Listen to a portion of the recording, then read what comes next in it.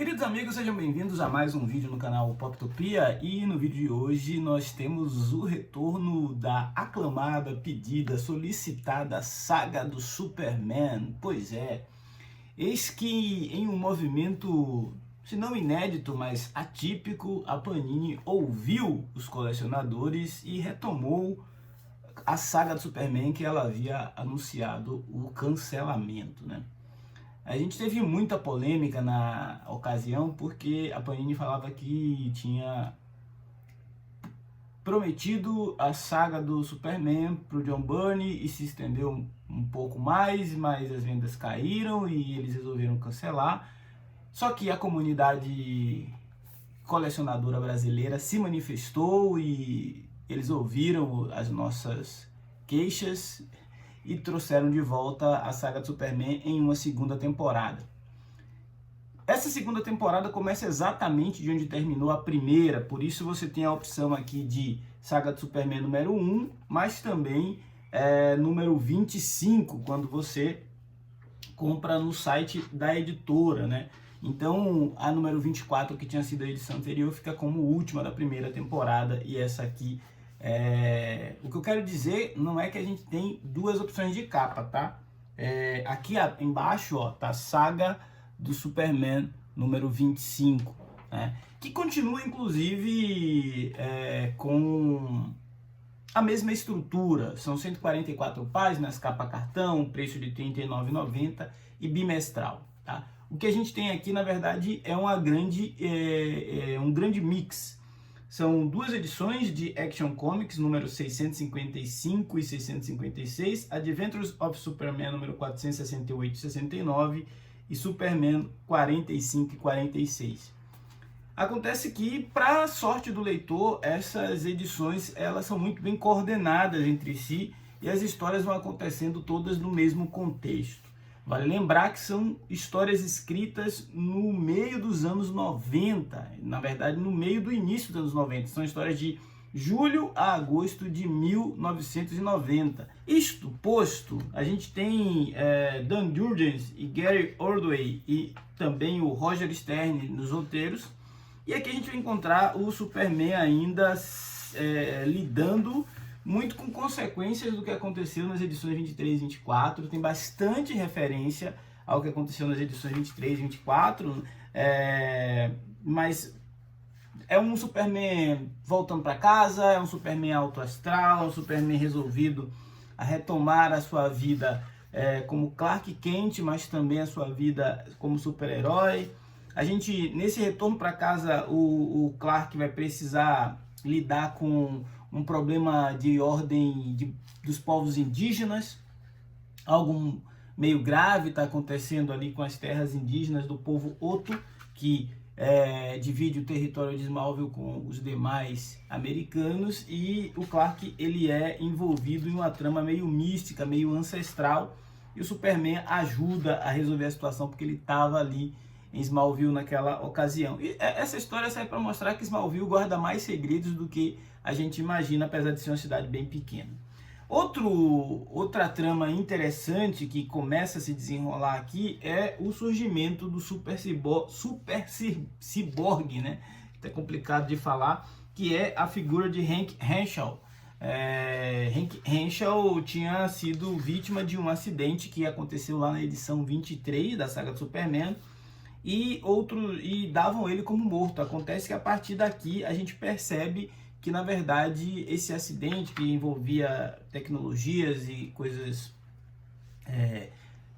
enfim, experimentações tecnológicas, transformou a consciência dele e ele consegue agora transitar pelas máquinas e moldar seu corpo com equipamentos eletrônicos. Essa capa aqui faz referência justamente a uma batalha, uma luta inicial do Superman com o Hank Henshaw.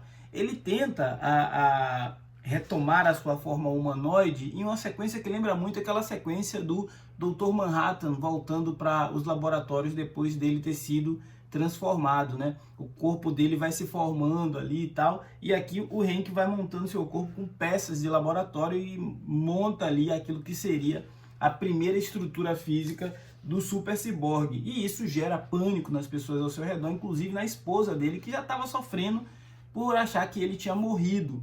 E esse sofrimento faz com que ele tome uma medida muito drástica e o Superman tenta de alguma forma intervir. O que a gente está vendo aqui é a semente de um vilão que lá na frente, na morte do Superman, vai retornar como o Super Ciborgue, né?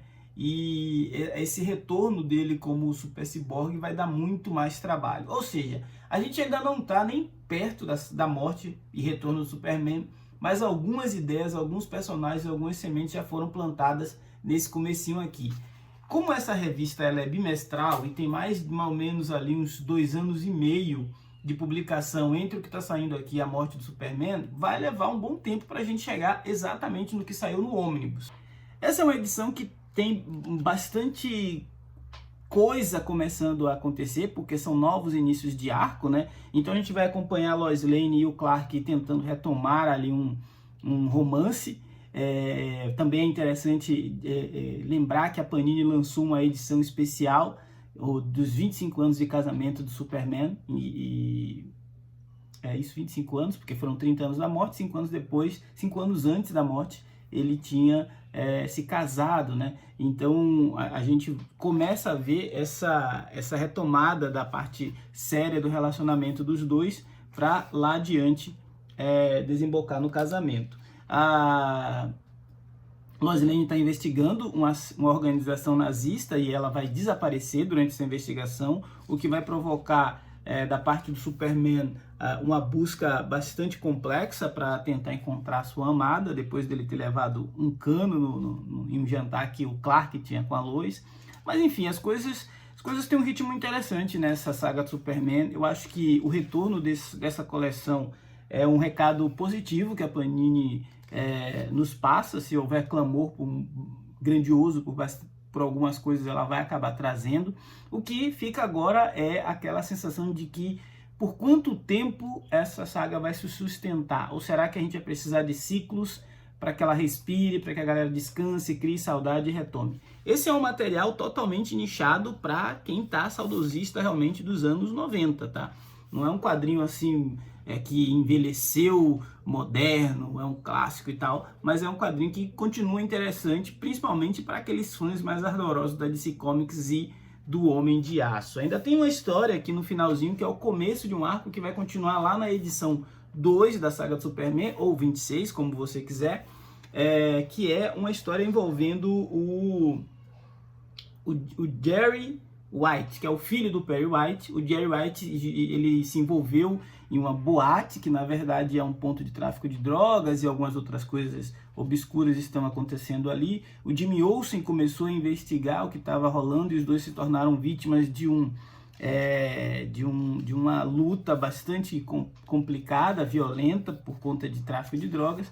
E a alma deles dois, por conta do estabelecimento ter um lado meio místico, foi parar em um lugar onde não deveria. E quem vai partir para resgatar essas pessoas é justamente o Superman. Acontece que ele vai dar de cara com uma vilã conhecida como Blaze. A gente sabe que o Super tem suas fraquezas quando o assunto é magia, sobrenatural. Então tem uma história aqui bem interessante acontecendo, que inclusive vai ter a participação do Corredor Negro. Aqui também tem a participação da Jade e do Manto Negro. Enfim, personagens que inclusive aparecerão mais adiante, até na Liga da Justiça dessa época.